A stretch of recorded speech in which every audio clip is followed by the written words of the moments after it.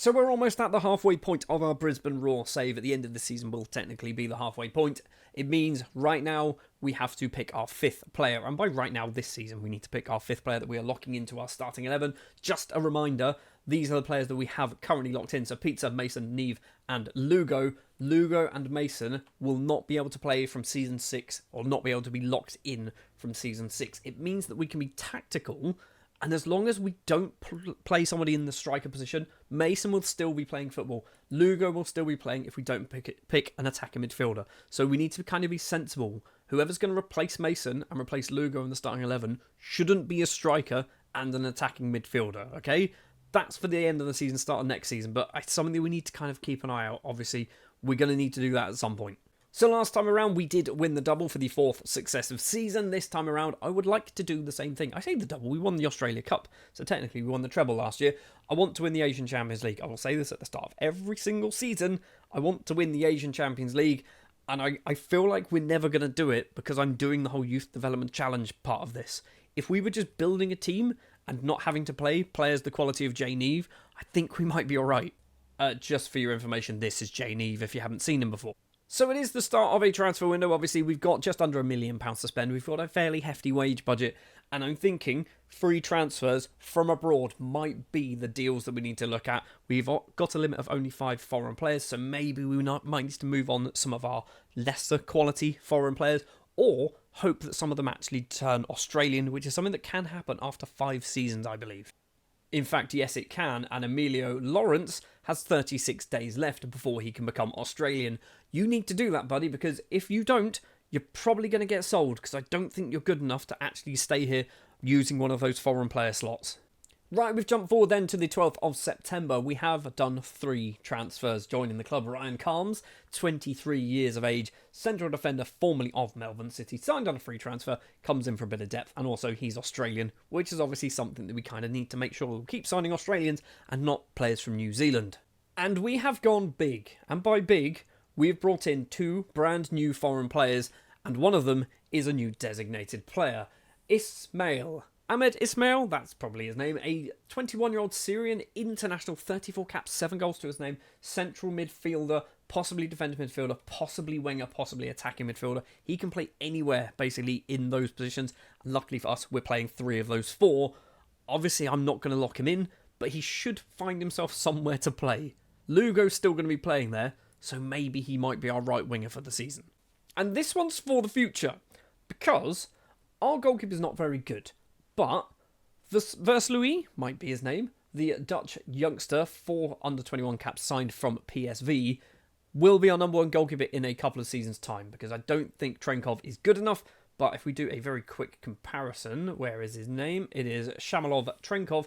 There's not too dissimilar values, but there's actually potential in Versluis. So I think we're going to go with Versluis. We might lock him in. We might actually have to do this, and he's not going to count towards our 5 players that we lock in. Oh, and Versluis, by the way, has cost £475,000. It's a lot of money, but if there's any position you're going to spend money on, a goalkeeper's probably the one to do. And you might be thinking, hold on, didn't you have a bunch of players who are foreign who now can't technically be registered because you've got 2 new foreign players? That is true. Emilio Lawrence was one of them. He has now become Australian, which is very good. The other one actually left the club in January last season, and we just didn't replace him. Which was Dujon Richards, by the way, just in case you forgot. We have also done a bit of a release spree. In fact, we've released 3 players. Rafael AI, one of them, he just wasn't playing for us, really. He has left the club. Ayon Madrock, another player, he's been here since the start of the save. Did get a lot of football in the first few seasons, but he's just not seen anything of the first team for a very long time. And George Plusnin, just not very good, is he? And you've probably already seen this, because I did show you the squad screen earlier, and he was already locked in. But we are locking in Kresimir Petrovic into that midfield role. I did have a long think about who we actually put in. Petrovic is just the obvious choice. He probably should have been put in last season. He can only be locked in for 1 season, okay? So this is his only chance. We don't really have too many players outside of the ones we've picked. We've got a couple who might be able to make the cut, but Petrovic is basically the best of the bunch. Let's have a quick look then. So season 1 was Jack Mason, still very good, still eligible to be picked in our starting 11. 72 league goals in all competitions. In season 2, it was Pizza, and he is looking pretty good as well. I mean, I say looking pretty good. He's all right. He's definitely a centre-back, isn't he? He's not a left-back, but we've basically forced him to be there, and that's his life now. Season 3 was Shelford Lugo, much like Jack Mason, is not going to be able to be locked in Season 6, so Lugo's last season locked into the starting 11 at the very least will be happening now, and he's already scored twice in the Australia Cup. Last season was Jay Neve, and he is arguably the worst player that we have locked into our starting 11 at the moment. He did all right last season. He did okay, 28 league appearances. I think he got 3 or 4 assists as well. So he's fine. He's probably not going to be playing too many matches once he basically turns 21. In fact, we'll probably sell him immediately once he can no longer be registered. And then obviously we've just seen him, but it is Kresimir Petrovic, who will be our 5th player for this season. The next season, we can't play Mason and we can't play Lugo, but we should still be able to play Neve, Pizza and Petrovic. So we're going to have to look over the summer, I say summer, as if we have a choice. We're going to have to hope that we get 2 good players come in through our youth intake, or we're going to have to scour our team for 2 players who will be eligible for Season 6. But that's not a problem right now. What is a problem is we have been knocked out of the Australia Cup by Newcastle Jets. So we've won it back-to-back and then get knocked out in the second round. So the first round, we win 5-0 against Melbourne Knights, by the way, who I think were good, but not. Why did I think... I thought they were... We beat them 5-0. I feel like we should have beaten them by more. And then we lose to Newcastle Jets. So, yes, not a good season so far. In the Asian Champions League, we've been given another group of death. We've got Guangzhou of China, Kashmir of Japan, and Selangor of Malaysia. I think, obviously, they are probably the weakest side, but they're also probably the best team in Malaysia. So, I feel like we're getting knocked out of the Champions League as well. Could be a very, very long season for our Brisbane Roar side this time around. Right, we are going to jump forward then to around the early week, first week or so of January, see how well things go for the first part of the season. I'd love to still be in the Champions League. That would be nice. As if it was in any doubt, I knew we would just fly through this group. Apparently, we've got positive 21 goal difference, but also Selangor have minus 27 goal difference, so I imagine they've just been battered by us a few times. Yep, they've lost 16-0 on aggregate to us. That would explain why our goal difference is so good. We've also got 4 wins against Guangzhou, 2 against Guangzhou, which is surprising, and then obviously 2 draws against Kashima. So I'm happy with this. The fact that we've got through, we are up against Sydney FC, which I feel like is not fair, because that means an Australian side will be getting knocked out in this round. But the fact that Sydney FC managed to get through is also pretty good, and Newcastle Jets have got through. So last season, if I remember correctly, no Australian sides made it to the group stage apart from us, and we got knocked out in the group stage. Now 3 teams have made it to the group stage and made it through the group stage as well. When it comes to the league, we're also doing okay, and by okay, we are top of the table, joint on points with Perth Glory, 7 wins apiece, 2 defeats apiece. And frustratingly for us, our 2 defeats have been up against Perth Glory, and for them, they have lost against us once, but also against Wellington Phoenix. So Perth Glory are one of the sides that we play thrice per season. I don't know whether that's based on like location, because like let's say you're Wellington Phoenix, that's the one in New Zealand, you're more likely to play the Sydney-based sides 3 times per season, because there's a lot of distance to travel to whatever the other one is, the other side of the country. Is it Adelaide? I can't remember. Anyway, transfer window is wide open. We've got 559,000 to spend. Spoiler, we're probably not going to spend any of it. In fact, I feel like the nearly £500,000 that we spent on a backup goalkeeper for this season, probably the most money we're ever going to spend with this team, because the money just doesn't really turn up. And when it does, it's not going to go far enough. Spoiler alert, nothing happened. We've sold a man to Brisbane City. His name is Magu Dabele. He's real and currently plays for Brisbane Roar. He's moved over to Brisbane City on a free transfer. That's it. Literally nothing else has happened, because we don't really have the money or the pulling power to really do any business during the January transfer window. What has happened is we've been absolutely appalling in January. We have dropped down to 2nd place. Perth Glory now top the table, 2 points clear. We are joint with Sydney, and it is because we have lost a lot of football. We've played a lot of football, actually. So we've won 4 in a row, which was amazing, and then we draw, and then we lose 3 in a row. So things have not really gone our way over January. It started off really good, didn't it? And then, just kind of went a bit wrong. Jane Eve scored a goal. That's nice to see.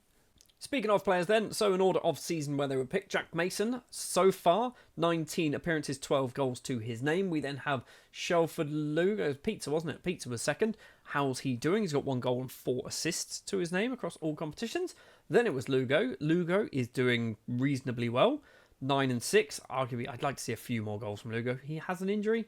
What was his injury? It just says injured. Torn hamstring. That's probably not a good thing. Jay Neve, as we know, has scored a goal. In fact, he scored 2 goals and does need a new contract. He is out of contract in just 4 months. Do we do it? Do we even bother? Do we just let him leave? It might be a risk. And then Petrovic in his debut season in breaking into the squad, by the way. He played a few matches before actually being locked in, but he's doing okay for a central midfielder or a defensive midfielder. 3 goals, 4 assists to his name. What I was saying about Neve, by the way, it could be a risk, is because we need to have 5 players locked in who are eligible at the start of next season, and Neve would be. And I think if we sell him, we'll lose him, Lugo and Mason. We're going to be down to the bare bones for Season 6. I do it every time as well, by the way. I forget to mention the fact that we get youth intakes, and this one was a good one. The fact that I forgot to tell you about a good youth intake is just ridiculous. We're going to start from the bottom. Michael Miller, first up, he's rubbish. I've not even put a star next to his name. We have Nicola Bassetto, he's rubbish. I've put a star next to his name because we might need a goalkeeper one day. So yeah, Bassetto is there. We've also got Tremaine Clolo, might be his name. He's rubbish, he's fast, but I don't think there's too much else. Maybe we need to kind of consider him. And then we get 3 players who are elite talents. Gabriel Wand, he's fast, but because he's an elite talent, I'm putting a star next to his name. We have Charlie Bright. Charlie Bright has a bright future, pun intended. 16 years old, central defender, left back and right back from New Zealand. Is he part Australian? Yes, he is. That's very good. Otherwise, he's going to count as a foreigner, and we don't want that to happen. I think Charlie Bright could be getting football next season. He might be locked in as maybe a right back for Season 6 at just 16 years old, although he will be 17 in about a month and a bit's time. And the other player who also might be getting locked into the starting 11 next season is Owen Apap, Maltese youngster, central midfielder, maybe attacking midfielder, arguably defensively. It's probably where his head will most likely be with this 12 tackling. Is he part Australian? Good. It would have been awful if he wasn't part Australian. I would have to sacrifice somebody who was a foreigner just to play Owen Apap, because I feel like he's got something. 5-star potential, 2-star current ability. We might have just been saved by this youth intake. I'd like to point out as well, Season 5, this is my head of youth intake. He's been here since day 1. It's Robbie Cruz, who's a real person, real player. I played a lot in Germany, didn't he? Yeah, so he played for Dusseldorf, Bayer and VfB Stuttgart, so he's actually kind of a well-known person. Actually a bit more of VfL Bochum. Apparently, he's not awful. I did try and replace him in Season 1. Not Season 1, Season 2 or 3. And they went, no, we're not doing it. It's going to cost too much to get rid of him. So, yeah, Robbie's here for life, apparently. So anyway, that's good, right? We've got ourselves a good youth intake, which is the first time in probably 4 seasons that's happened. Now, all we need to do is turn around our league form, because we've lost the last 3 matches, jump back up to the top of the table, win the league, and then win the finals as well.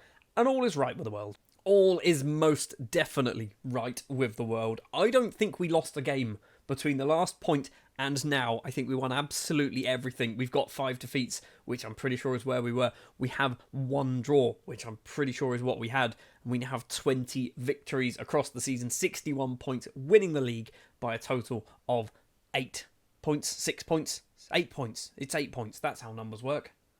But it does not stop there, because I kind of forgot this was a thing. We've made it to the Champions League final.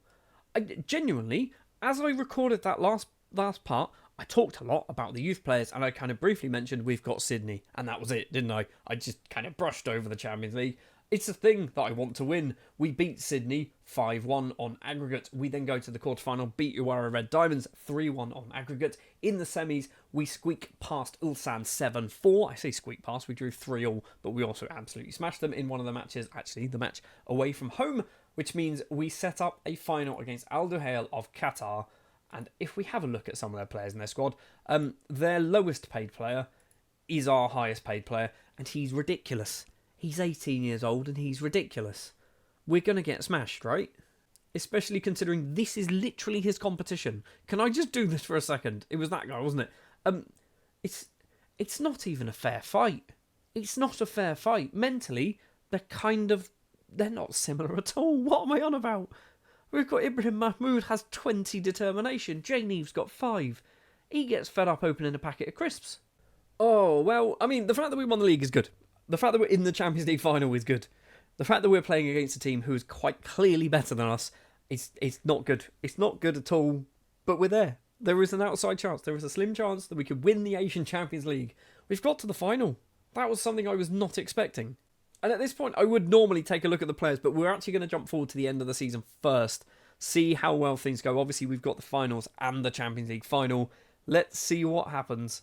First of all, we've been knocked out of the A-League finals at the semi-final position after losing to Melbourne Victory. A 4-4 draw at home for us, but they did win 3-2, I believe, if maths works out properly, at their place, which means we do get knocked out at finals, which, by the way, was won by Melbourne Victory. But what happened in the Champions League, you may ask? We also lost that too, because apparently it's 2 legs. It's a 2-legged affair. I don't know why it's a 2-legged affair, but if we have a look here. So, leg 1, we lose 2-1. Jack Mason did get the goal for us, but then leg 2, back at our place, it was a 1-1 draw. Waddingham with a penalty in the 89th minute, but Campagna with the goal, which ultimately wins the Champions League for Al Duhail. We got close. Does this mean that we qualify for the Club World Cup? I'm assuming probably not, let's be honest. Is it the Club World Championship? Surely this is the one. So how do we know who qualifies for it? Can we look at last season? Who was in last season's? Can I see all groups? Is that an option? All groups. So we've got teams that technically we should be there instead of. So we've got a Saudi Arabian side, we've got an Iranian side, and we've got another Saudi Arabian side. It's possible that we could make it into this. Maybe. We've also got a Korean side. We should be in the Club World Championships. I don't know, but I feel like we should be in the Club World Championships. Although I have just seen that it happens like every 4 years, doesn't it? So 2025, 2029, which means the next one will be 2033, and it will probably be the winner of the Asian Champions League every single season. Because we didn't win it, it won't be us. Balls. Anyway, then, before we end this season, let's have a quick look at the 5 players that we did have locked in. 24 goals scored by Jack Mason this season in his last season, locked into the starting 11. He's done us very proud. 134 appearances and 86 goals to his name. Pizza, who will still be in the starting 11 next season unless we decide to do something absolutely radical, has managed to get 2 goals and 11 assists this season. Shelford Lugo, who will not be in the starting 11 next time around either, 17 goals and 17 assists. He's done very good for just, 2 or 3 seasons. He is unhappy. I assume it is this contract, yeah. You're on £600 a week, mate. I completely agree with you. Jane Eve, who is still able to be locked into the starting 11 next season, assuming he does have himself a contract, has done okay. A couple of goals, one assist as well to his name. He's done all right. He's arguably not getting better. I feel like he has improved, certainly, but I don't think he's improved enough to really justify me trying to keep him in the starting 11 once he gets older than 21. And the final player is Kresimir Petrovic. Obviously, this was his first season locked into the starting 11, and his last season. Didn't realise he was going to be 22 at the start of the season. So, Petrovic, he got 6 assists, just 3 goals to his name. We do also need to give him a new contract if we want to keep him around. Next season is certainly going to be interesting. So, we are literally going to be losing those 3 players. We need to pick 3 players from the options that we have. Matty Barker is the only one eligible in the starting 11. I say starting 11 in the first team. Do we lock Barker in? It's an option. We can then also drop down to the B team and the youth team. We've got a lot of players here, up to all of those players, but none of them, not a single one, is greater than 2-star. Is it a PAP? I feel like a PAP might need to be moved up. We're going to go based on potential ability here. These might be the options. Those ones could be the ones getting promoted, and we need to pick 3 of them. Arguably, Ethan Johnson's a waste of time because you're 21. I'm thinking Charlie Bright. Nice looking right back, maybe a centre back. I'm also thinking Owen Apap. It's a risk because he's not very good at the moment. 16 years of age. Maltese central midfielder will be dropping into that defence midfield role, basically replacing Petrovic. And then the final place, I'm not quite sure. I'm leaning towards Mamur. I think Mamur is probably the most rounded of these players, but I don't know whether he's good enough to play him. We'll be basically locking in our back 4. Well, we'd have Pizza, Neve, Mamur, and Bright as our back 4. Is that a good idea? That sounds like a terrible idea. Anyway, that is next season's worry for me to try and sort out, because right now, I have no idea what we're going to do. It's been okay. It's been reasonably successful. Just the 1 trophy, but getting to a Champions League final. That is progress. That is certainly looking promising that something could happen in the Champions League. We've got 5 more seasons to actually win the thing.